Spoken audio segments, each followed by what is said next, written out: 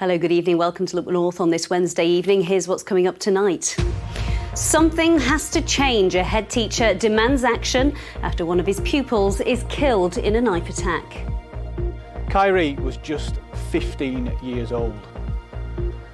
A week ago today, the hopes, dreams and aspirations of a member of our school community were taken from him in an unimaginably cruel fashion. 2 boys charged with murder have also been back in court today. We'll have the latest.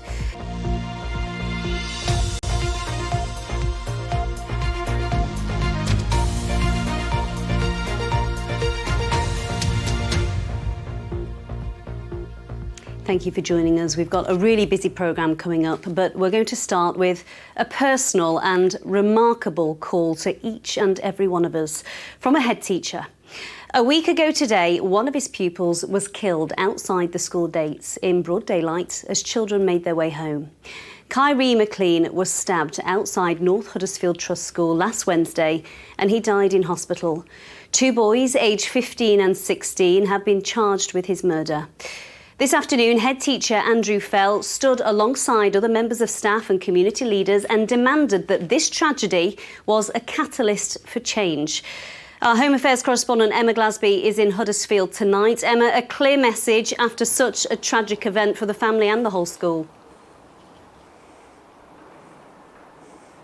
Absolutely. It was only 7 days ago that 15-year-old Kyrie McLean left the North Huddersfield Trust School behind me and was then stabbed to death in the street. Today, his head teacher, Andrew Fell, made a passionate statement describing knife crime as endemic and a scourge on our society. He said that we all have a part to play in combating it. Supported by other local schools and community leaders, he urged people to speak out about knife crime because he argued to say nothing is to potentially risk the death of another child. Today, we stand together as a community in support of Kyrie's family. We are united in shock, numbed by grief, and determined that this tragedy must become a catalyst for change. Kyrie was just 15 years old. A week ago today, the hopes, dreams and aspirations of a member of our school community were taken from him in an unimaginably cruel fashion. Staff and students, as we try to process what happened, remain bewildered and grief-stricken. The only way this will change is through a coordinated, systematic approach to identifying, monitoring and supporting those who are vulnerable, coupled with an unwavering focus on those who draw our children into a world where it is seen as normal and acceptable to carry and wield weapons that can kill. Silence does nothing other than create acceptance. The community we serve is no different to many hundreds of others across our country. This issue is endemic. If we don't put countermeasures in place, it will only grow worse. Now, 2 boys aged 15 and 16 years old have been charged with the murder of 15-year-old Kyrie McLean. They appeared before Leeds Crown Court today and they were remanded into youth detention accommodation. They are due to stand trial in March. Emma, thank you. Next tonight, a very different call for help, but again from a school. Parents in Leeds are on the front line of a battle to save Queensway Primary in Eden. Now, the council says the birth rate is declining, so the school is no longer viable. A consultation process is underway and the gates could shut for the last time at the end of this academic year. But teachers say it's a vital community hub and it supports some of the most vulnerable children in society. Abby has the story. There's only one topic of conversation at the school gates today. Families of pupils are determined to fight plans to shut Queensway Primary. My kids are devastated and we've had tears, we've had anger, we've had everything just while they're trying to get their heads around it. And my younger siblings are here and they're thriving at this school. I'm just not happy about it. It's not just our children that's affected, it's every child. Yeadon, Guys, even Ockley, Farreach and Hillsborough. There is not enough room in the other schools to accommodate all our children. The education that they've been given from Queensway, many could say that they could get it from any school, but I personally don't believe that. Leeds City Council say they need to manage the number of school places in the area because the birth rate has dropped significantly and there are other local schools with surplus places. They told us in a statement, we want schools to have sustainable numbers so they can meet the needs of their learners. The school has 152 pupils but could take 210. There are only 12 in the reception class. Colourful toucans, great noun phrase. Across the year groups, there's a higher than average number of children with additional needs and from deprived backgrounds. It's rocked the community already, where, as every school will say, a school is really important, but we are a community school that serves a community that needs the school for a number of reasons. We've got, obviously, to educate the children, but for families as well, we are a safety net. They can come into us on a morning. Throughout the day, we offer various levels of kind of intervention and support. We've got our children's centre on site. The families need us here. At the heart of this are the children. I was thinking about if I would still be with all my friends. Mainly I was thinking about James, a little boy in my class. He only just moved here and it's one of the only schools that he's liked so far. Yeah, I'd miss it a lot. Everyone's nice in this school and they care about other people. They shouldn't close the school because even though we have less pupils, we still have good education. A 4-week consultation is now underway to decide the school's future. Families here will continue campaigning to keep the doors open. Abby Jaola, BBC Look North, Yeadon. We'll of course keep you up to date on that consultation. Next tonight, a family from North Yorkshire are celebrating. A man with autism called Elliot, who spent 4 years in a mental health unit, has finally been rehoused in a new purpose-built home. It's taken years of campaigning. Michelle brings you up to date on Elliot's story. We'll do some mince and dumplings. Mince and dumplings. Right, it's in the oven. I'll see you when you get here. This was the moment Elliot visited his family home for the first time in almost 5 years. You okay? How are you feeling? Yeah, okay. Oh, that's good. Elliot's mum had to ask for help in 2018 when he started self-harming. He was sent to a mental health unit, but she didn't expect him to be gone so long. I never thought, when we pick up the phone for help, that we would have still been in this situation 4.5 years later. It's been horrendous, absolutely horrendous. Fingers crossed we're on our new journey now, and hopefully things will get a lot easier. Elliot spent more than 4 years in a secure hospital 80 miles from his home. Even though he was deemed fit for discharge, there was nowhere for him to go. Now, after months of campaigning by his family, Elliot's been moved to a new facility. Hopefully he's going to have a much better quality of life. He knows I'm not far away. He's not secluded on a ward, sitting alone by himself waiting for us to visit. His new house has been specially adapted to Elliot's needs and is supervised around the clock, allowing him to live as independent life as possible. It's the best feeling ever. I mean, I was driving and his bus come driving past me, which I found so bizarre because obviously he's not been in this area for 4.5 years.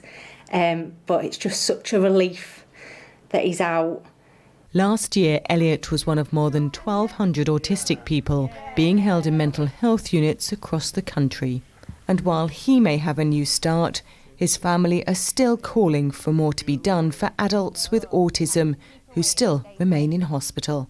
We've had to fight tooth and nail to get a placement for Elliot, which is hard. It's took its toll on the family, and just to be happy and do all the things that he wants to do and be able to do it without having the restrictions blocking. Michelle Lyons, BBC Look North. It's great to see him home, isn't it? Well, Tim Nicholas is from the National Autistic Society. I asked him how many people are in the same situation that Elliot's family have been in for the last 4 years. We do know that far too many autistic people are in inpatient mental health hospitals like this up and down the country at the moment. It's over 1,000 people. And the trouble is that when autistic people do go into these hospitals, too often the environment isn't right. The reasons why they're there haven't been properly identified.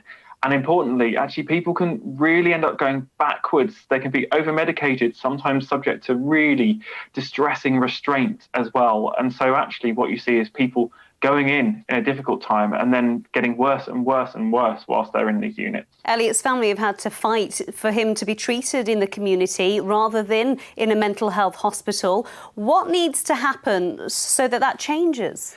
To end this scandal, we need action across national, local government and the NHS. You need to make sure that mental health law better reflects the needs of autistic people. Autism is not a mental health condition, yet autistic people can still be sectioned. There are important amendments going through Parliament at the moment that need to go through as quickly as possible.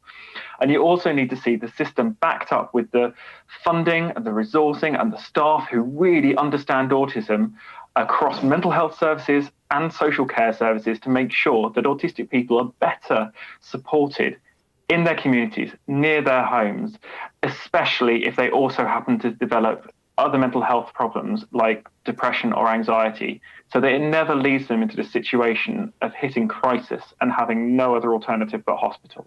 So no, we haven't seen enough action yet, and it's going to take wholesale change across the NHS and national and local government to make it happen. Tim, thank you for your time. Well, the Department of Health have told us that we've published an action plan to improve access to community-based support for people with a learning disability and autistic people, supported by additional targeted funding of more than £90 million by 2023. This will help us reach our target to halve the number of people with a learning disability and people with autism being treated as inpatients by March 2024.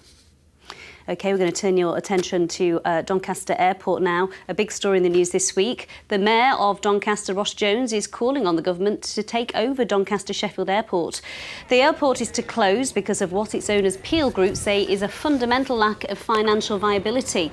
South Yorkshire's political leaders had offered public money to keep the airport operating into next year.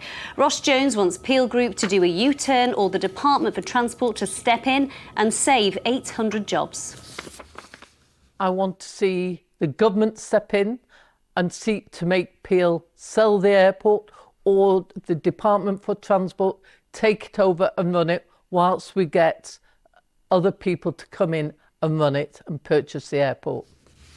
Ambulance workers in Yorkshire are to vote on whether to go on strike in a dispute over pay.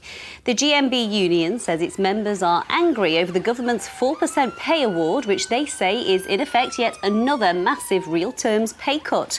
Dates for the ballot will be announced in the next few days. Workers at Doncaster's Yorkshire Wildlife Park have been warned that they're at risk of redundancy. The park say limited numbers of cuts are being considered to protect the business due to escalating running costs and the cost of living crisis. They say the park is still profitable and visitor numbers are up overall this year, but less than projected. Staff at the University of Leeds begin 3 days of strike action today, something described by Unison as a last resort. The trade union represents non-academic staff, including security, cleaners, porters, library staff and students, stupid. They say a pay rise offered of 3% is not enough when compared to current inflation rates. It comes as many students are arriving ahead of Freshers' Week.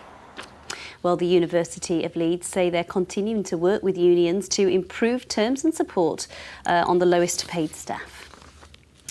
A charity in Sheffield has started offering free meal services to help people cope with loneliness and the cost of living crisis.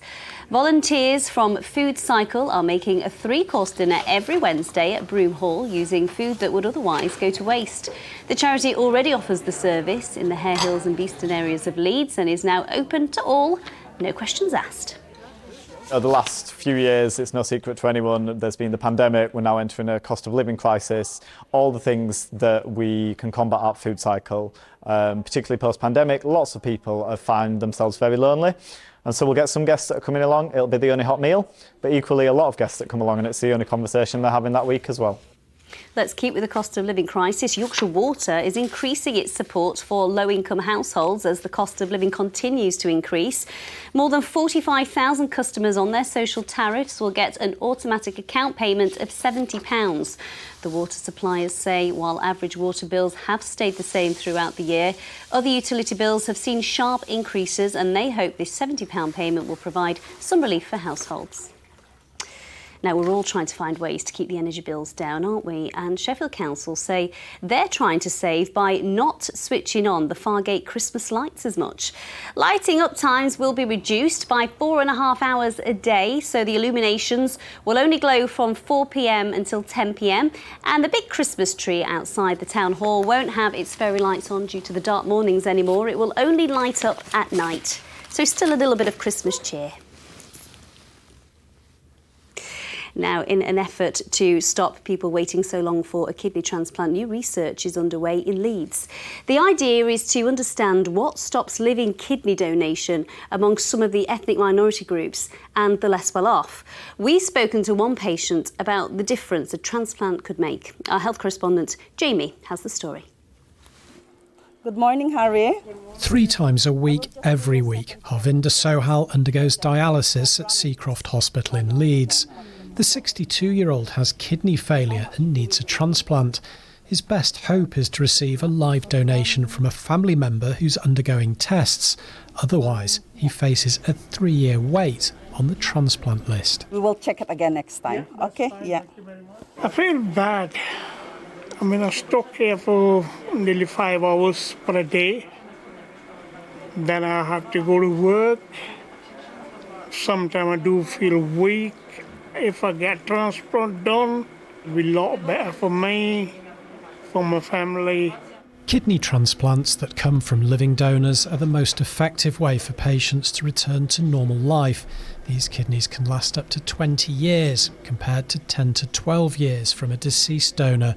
The problem is that there aren't enough living donors, particularly in some ethnic minority groups and those from lower socioeconomic backgrounds, to meet demand. Hello there. Hello there, Dr. How are you? You all right? Fine, thank you. Dr. Sunil Dagger is leading a research project funded by the Leeds Hospitals charity to understand the barriers that exist for different underserved groups.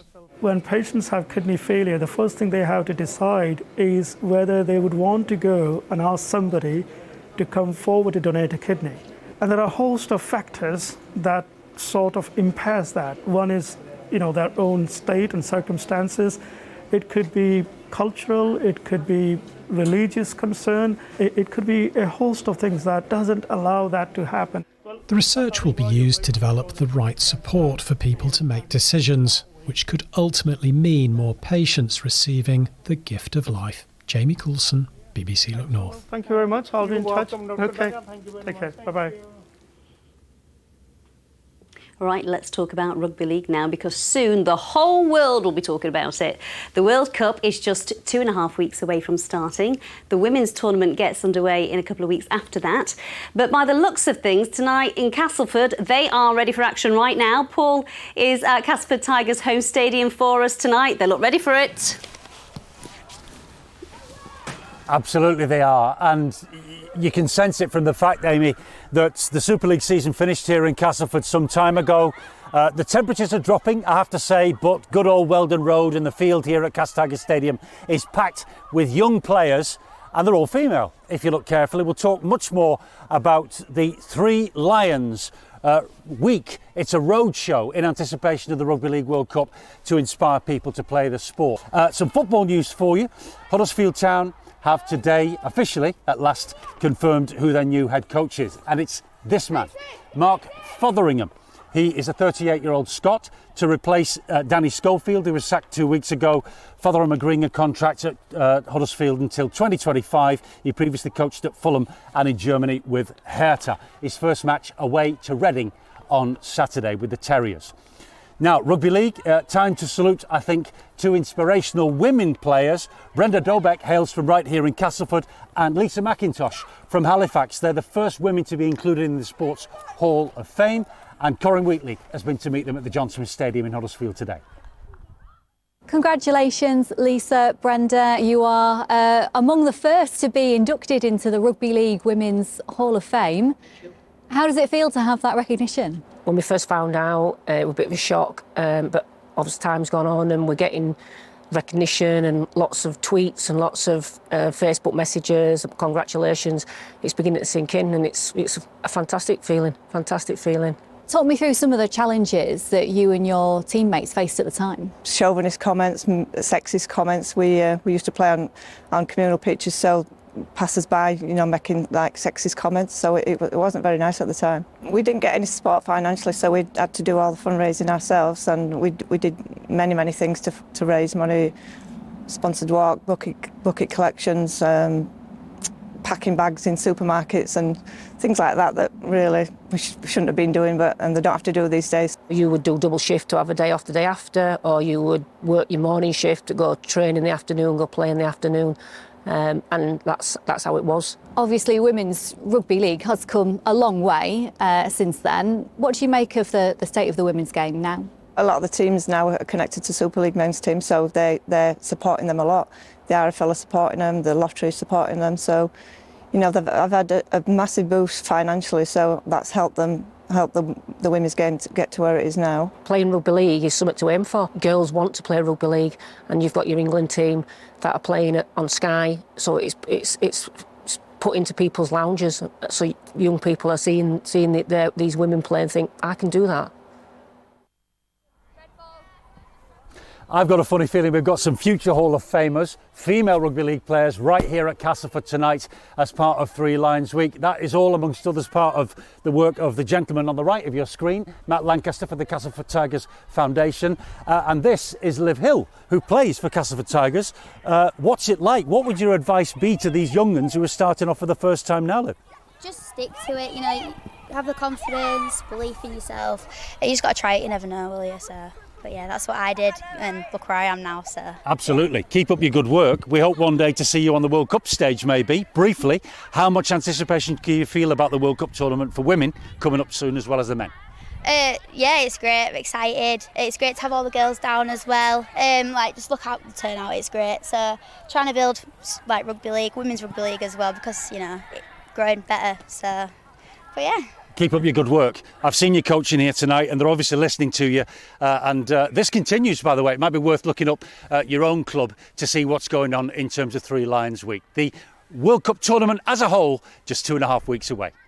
Can't wait. OK, thank you. Will we be getting tickets, Paul? No, I'll be watching it on the TV. Can you get me some tickets? Well, we can all get tickets. We can buy them. There's local matches. Get on with the weather. Yes, indeed. I might go to Headingley, actually. Let me show you a couple of pictures that have come in the last 24 hours. Now, that is Harewood Lake. You remember I showed this a month ago, but it's still not recovered. It's still empty. It may well get a bit of rain. It may well start to fill up again with heavy rain to come on Friday. And the second picture is a long shot west of Sheffield. Keep the pictures coming in. So a changeable few days to come. I think we'll see a half-decent day tomorrow, sunshine, a few showers, but it does turn wet and windy through Friday. The first time we've had an active jet stream really since last spring, and it really will bring heavy rain and some strong winds during Friday, and then a blustery weekend with sunny spells and scattered showers. So there's the satellite picture. We are looking to the north. We've got some showering outbreaks of rain now showing up on the radar picture across North Yorkshire. They will push southward, so turning wet through this evening. That rain in turn will clear dry with clear periods after midnight, and we will see temperatures coming in at around about 8 or 9 degrees. So tomorrow's high water times, Filey 6:51, and again at 7:23. So 1 or 2 showers perhaps pushing in from the North Sea. Otherwise, plenty of sunshine to come tomorrow.